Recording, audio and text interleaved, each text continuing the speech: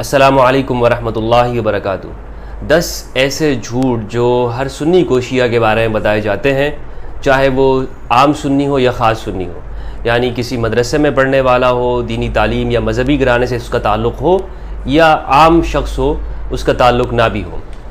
میں نے ایسے لوگوں کو دیکھا ہے جو دیہڑی دار لوگ ہوتے ہیں ہمارے اہل سنت کے اندر، ہمارے ریلیٹڈز میں سے، ہمارے خاندان میں، کہ جن کو دین کے بارے میں کچھ معلومات نہیں ہوتی، ان کو کچھ پتہ نہیں ہوتا سوائے نماز روزہ کے کہ بھائی 5 ٹائم نماز پڑھنی ہے، حلال، اتنا ان کو معلوم ہوتا ہے، لیکن یعنی جن کو دین کی گہرائی کا علم نہیں ہے، وہ لوگ بھی جب بات ان سے آپ کر رہے ہوں تو وہ آپ کو بتائیں گے کہ شیعہ کے بارے میں کہ یہ لوگ تو یہ کیوں کافر ہیں، وہ آپ کو اس کی ساری وجوہات بتا رہے ہوں گے، تو آپ کو سن کے بڑی حیرت ہو رہی ہوگی۔ تو ایسے لوگوں کے ساتھ جب میں بیٹھا ہوں اور اپنے رشتہ داروں میں، دوست احباب کے اندر، عام لوگوں میں، تو میں نے ان سے جو باتیں سنی ہیں، مثلا ایک شخص سے میں نے یہ بات سنی کہ میں نے اس سے کہا کہ تم نے آپ کے بچے کس اسکول میں پڑھتے ہیں؟ تو انہوں نے کہا کہ پہلے وہاں پڑھتے تھے تو وہاں سے میں نے نکال کے دوسرے اسکول میں ڈالا۔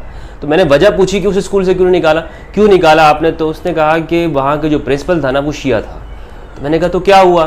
تو کہنے لگا کہ نہیں، شیعہ تو ایسے کرتے ہیں، یعنی شیعہ مسلمان نہیں ہے۔ پھر اس کی بہت ساری وجوہات اس نے بتائی۔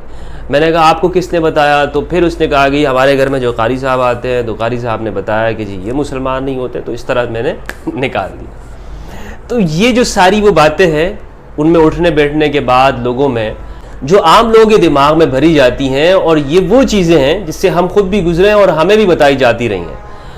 یہ چند چیزیں ہیں جن کو میں نے شمار کیا ہے، تقریباً 10، جن کو میں نے 10 جھوٹ کا نام دیا ہے۔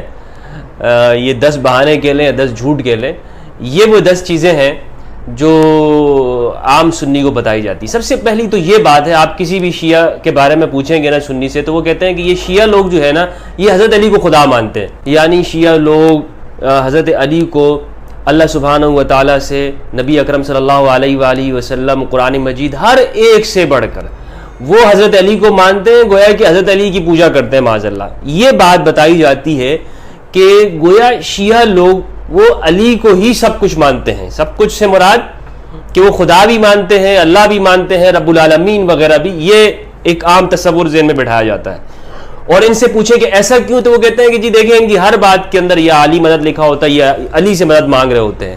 تو یہ تصور دینے کی کوشش کی جاتی ہے کہ علی سے مدد مانگ رہے ہیں، مدد تو اللہ سے مانگنی چاہیے، تو یہ علی کو اللہ سے بڑھا دینا ہوا۔ پہلی بات تو یہ ہے، یہ وہ جھوٹ ہے جو بولا جاتا ہے۔ دوسرا جو ہے وہ یہ ہے کہ جیسے عام طور پر ان کے جو عقائد کے حوالے سے کہ جی یہ سنی کو جو ہے نا، وہ کسی بھی سنی کو مارنا یہ ثواب سمجھتے ہیں، اس کو نقصان پہنچانا۔ کوئی بھی شخص سنی ہو تو ان شیعہ کی اور سنی کی آپس میں دوستی اس لیے نہیں ہو سکتی کہ بھائی سنیوں کے بارے میں ان کا یہی خیال ہے کہ ان کو نقصان پہنچاؤ۔ یہ بھی عام طور پہ جھوٹ بولا جاتا ہے۔ تیسرے جو کہا جاتا ہے وہ یہ ہے کہ یہ لوگ شربت میں جو ہے، یہ 10 محرم کو جو شربت وغیرہ لگاتے ہیں، اس میں سبیل وغیرہ جو بناتے ہیں، اس میں یہ اونٹ، یہ جو گھوڑے وغیرہ ہوتے ہیں، ذوالجناح کا جو گھوڑے کی جو شبیہ بنائی جاتی ہے امام حسین کی گھوڑے کی، تو اس کا پیشاب جو ہے اس کے اندر ملا دیتے ہیں اور پھر یہ لوگوں کو پلاتے ہیں تاکہ اور لوگ۔ اچھا، میں نے اس کا پوچھا بھی، میں نے جن سنی احباب نے مجھے یہ بات بتائی تھی، تو میں نے ان سے پوچھا بھی کہ آخر اگر یہ اس طرح سے کرتے ہیں تو کیوں کرتے ہیں، اس کا فائدہ کیا ہوتا ہے ان کو؟ تو کہتے ہیں جی یہ اس طرح کرتے ہیں، وہ اس گھوڑے کا جو پیے گا نا تو وہ بھی شیعہ ہو جائے گا۔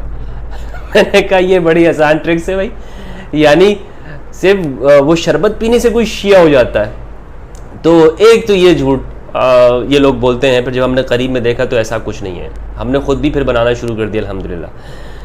چوتھی جو بات یہ ہے وہ یہ ہے کہ یہ لوگ گھوڑے کی پوجا کرتے ہیں، اور کچھ تصویریں ایسی دکھائی جاتی ہیں کہ جس میں لوگ ذوالجناح کی تعظیم کرتے ہیں اور اس کا وہ فلسفہ ہے ان کے ہاں، لیکن یہ ایک جھوٹ کر کے یہ پیش کیا جاتا ہے کہ جی یہ لوگ گھوڑے کی پوجا کرتے ہیں۔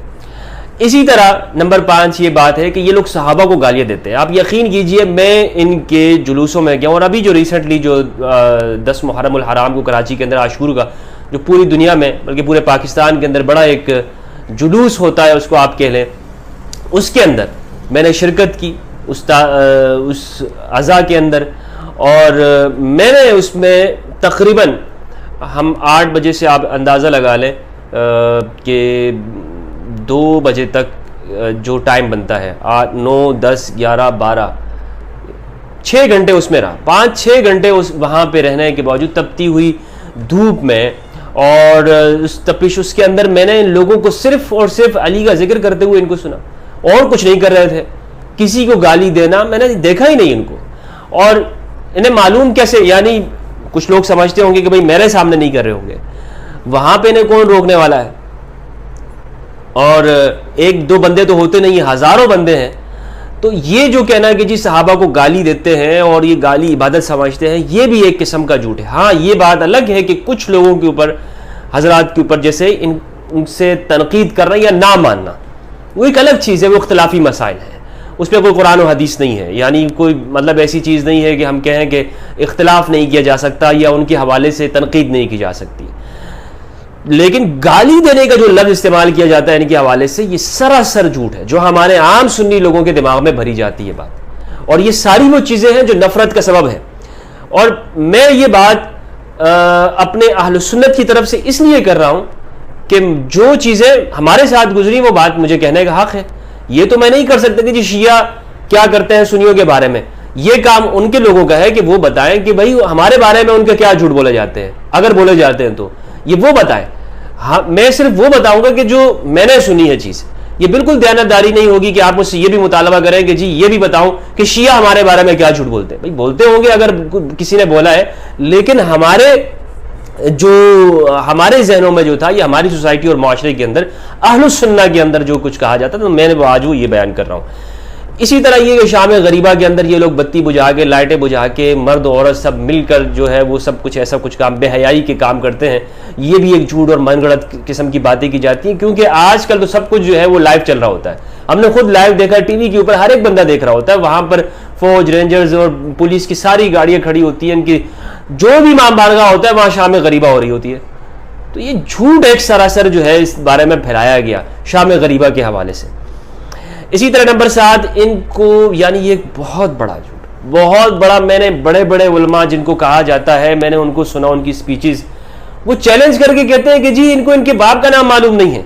یعنی ان کے ذاکرین کے بارے میں مجھے خود بتایا گیا کہ ذاکر جو شام غریبہ کے اندر جو معاذ اللہ جو کام جو کیا جاتا ہے، اس کے بعد جو بچہ پیدا ہوتا ہے وہ ذاکر بنتا ہے. استغفر اللہ، بے حیائی تک کی جو ہے انتہا کر دی ہے، بہتان اور افتراء پر درازی کی. یہ جو جھوٹ بولے جا رہے ہیں، یہ ساری باتیں میں اس لیے کر رہا ہوں کہ یہ ہمارے ہاں یہ جھوٹ بولے جاتے ہیں. ایسا نہیں ہے کہ لوگ یہ جو نفرت ہوتی ہے ویسی ہو جاتی ہے، لوگ ویسے ہی نفرت کرتے ہیں. بھائی اس کو بڑے طریقے کے ساتھ نفرت کی طرف لوگوں کو لے کے آیا جاتا ہے.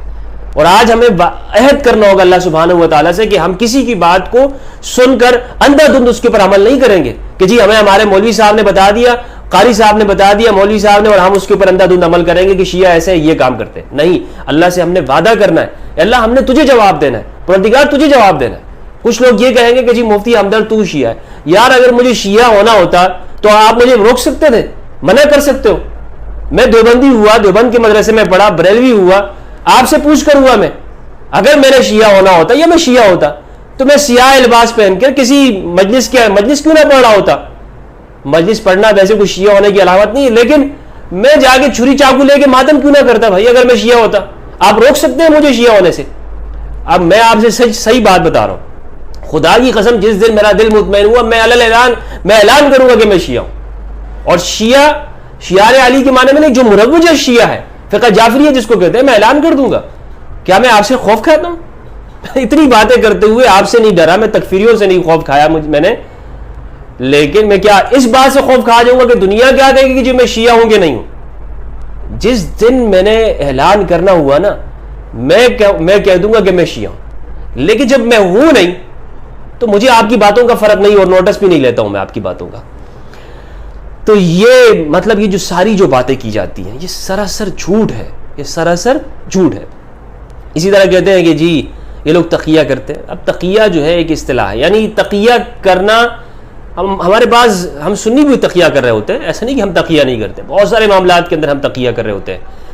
تقیہ ایک شرعی اصطلاح ہے، قرآن مجید کے اندر ہے، اس جگہ جگہ پر حکم ہے. یعنی حضرت عمار بن یاسر رضی اللہ تعالیٰ عنہ کو آپ صلی اللہ علیہ وآلہ وسلم نے اجازت دے دی.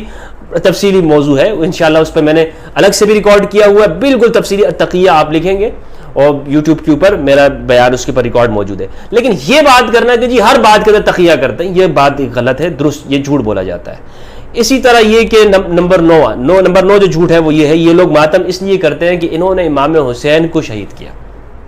یعنی آپ کسی بھی سنی سے پوچھیں کہ جی یہ لوگ شیعہ لوگ اپنے آپ ماتم کیوں کر رہے ہوتے ہیں، غم کیوں منا رہے ہوتے ہیں. ایک تو یہ ہے جو زنجیر زنی کرنا، اور ایک یہ ہے جو مثلا غم کرنا یا سینہ کوبی کرنا، ماتم کرنا، آنسو بہانا. تو یہ کہیں گے کہ جی یہ لوگ اس لیے رو رہے ہیں کیونکہ انہوں نے امام حسین کو بلا کے شہید کیا تھا. وہ یزید و امویوں نے جو کام کیے، جو حرکتیں کی، ان کے باپ داداؤں نے، یہ جھوٹ بولنے والوں کے، ناسبیوں کے باپ داداؤں نے جو حرکتیں کی وہ ڈال دیا شیعہ علی علیہ السلام کے اوپر. یہ بھی ایک قسم کا جھوٹ ہے کہ جی یہ لوگ اس لیے کرتے ہیں کہ انہوں نے شہید کیا تھا. اسی طرح ایک جھوٹ جو میں نے سنا ہے وہ یہ ہے کہ ان کا جو کعبہ ہے وہ عراق کے اندر ہے. اب کعبہ جو ہے، یعنی کعبہ سے مراد، یہ تعظیم کا لفظ نہیں، کعبہ سے مراد بیت اللہ مراد لیتے ہیں. یعنی ہم یہ کہتے ہیں نا کہ جس طرح یعنی یوں مشہور کر دیا ہے کہ سنی حج بیت اللہ جا کے کرتے ہیں، مسجد حرام میں، ٹھیک ہے، مکہ کے اندر، سعودی عرب کے دے وہاں جا کے کرتے ہیں، اور یہ شیعہ لوگ عراق جا کے حج کرتے ہیں. شیعہ لوگ عراق جا کے حج کرتے ہیں. دیکھیں ثواب کا جو بیان ہے، جو 40 وغیرہ کی زیارات ہے یا عاشور کے دن جاتے ہیں، ثواب کا میں انکار نہیں کر رہا ہوں کہ وہ ان کے ہاں اس کا تصور موجود نہیں ہے کہ وہ اس کا ثواب ہے یا نہیں ہے. یعنی جو حج جو شرعی فریضہ ہے، جو قرآن مجید کے اندر جو بیان ہے، ٹھیک ہے، وَلِلَّهِ عَلَى النَّاسِ حِجُّ الْبَيْتِ مَنِ اسْتَطَاعَ إِلَيْهِ سَبِيلًا، یہ والا جو حج ہے، یہ اس بارے میں کہا جاتا ہے کہ شیعہ لوگ یہ بھی کربلا میں کرتے ہیں. یہ بات درست نہیں ہے، یہ بات درست نہیں ہے. یہ والا حج یعنی جو شرعی فریضہ ہے، جو ہر صاحب استطاعت شخص کے اوپر، جس کے پاس زیادہ راہ کا استطاعت ہو، اس کے اوپر جو فرض ہے، جس طرح نماز روزہ ہے، وہ والا حج کہاں پر ہے؟ مسجد حرام کے اندر، کعبہ کے اندر ہے. یہ کربلا اور عراق کے اندر نہیں ہوتا. ہاں وہاں پہ جانے کو یہ ثواب ضرور سمجھتے ہیں، لیکن یہ حج نہیں ہے. تو بہرحال یہ جو 10 باتیں میں نے آپ کو بتائی، یہ وہ عام چیزیں ہیں جو ہمارے ہاں اس لیے بتائی جاتی ہیں تاکہ شیعہ سنی کے درمیان میں آپس میں نفرت ہو اور دونوں ایک دوسرے سے دوری پیدا کریں.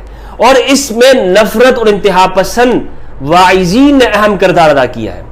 جعلی پیروں نے، 2 نمبر وائزوں نے، اور درس نظامی فیل خطیبوں نے یہ کام کیا. جو ہمارے ہاں سب سے بڑا خطیب کون ہوتا ہے سنیوں میں؟ جو درس نظامی کے اندر راسب آتا رہے، فیل ہوتا رہے، وہ بڑا خطیب ہوتا ہے. یہ ہم دیکھتے رہے ہیں، ہم ممتاز معاشرف آتے تھے، لیکن خطابت کے اندر ہم سے وہ بندہ آگے ہوتا تھا کہ جو سب سے راسب ہوتا تھا، فیل ہوتا تھا.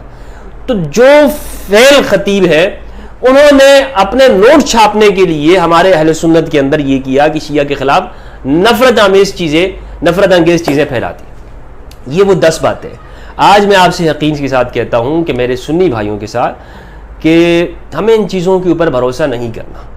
جو بھی شخص، حتیٰ میں ہی کیوں نہ آپ کے سامنے کوئی بات کر رہا ہوں، جا کے اس کو ویریفائی کیجئے، چیک کیجئے، خود جائیے اور دیکھیے.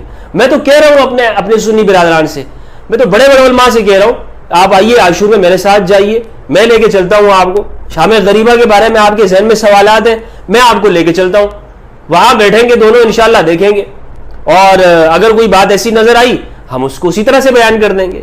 لیکن اللہ کے لیے گواہی دینی ہے نا، مذہب اور فرقے کے لیے تو گواہی نہیں دیں گے ہم کہ جی جو میرا فرقہ ہے، فرقے والا کیا ناراض ہو. ہمت ہے کسی مولوی کے اندر، دیوبندی یا بریلوی کے اندر وہ آئے اور وہ چلا جائے شام غریبہ میں کہ جی ہمیں تو بتایا جاتا ہے کہ یہ لوگ شام غریبہ میں اس طرح کا کام، بے حیائی کا کام کرتے ہیں، لیکن میں خود اپنی آنکھوں سے جا کے دیکھ لوں آیا اس طرح ہے بھی یا نہیں.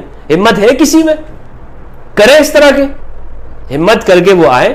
اور خدا کے لیے گواہی دینا بہت مشکل ہے. جھوٹ بولنا تو آسان ہوتا ہے، لیکن خدا کے لیے، اللہ اور اس کے رسول کے لیے گواہی دینا کہ انسان اپنی آنکھوں سے جو چیز دیکھے اس کو بیان کرے. میری گزارش ہے کہ ہم صحیح بات بیان کریں، درست بات بیان کریں، ورنہ رسالت مآب صلی اللہ علیہ وآلہ وسلم کا فرمان ہے، کفا بالمرء کذبا ان یحدث بکل ما سمع. رسول اللہ صلی اللہ علیہ وآلہ وسلم نے ارشاد فرمایا، آدمی کے جھوٹا ہونے کے لیے اتنی بات کافی ہے کہ وہ ہر سنی سنائی بات کو آگے پہنچا دے. السلام علیکم ورحمۃ اللہ وبرکاتہ.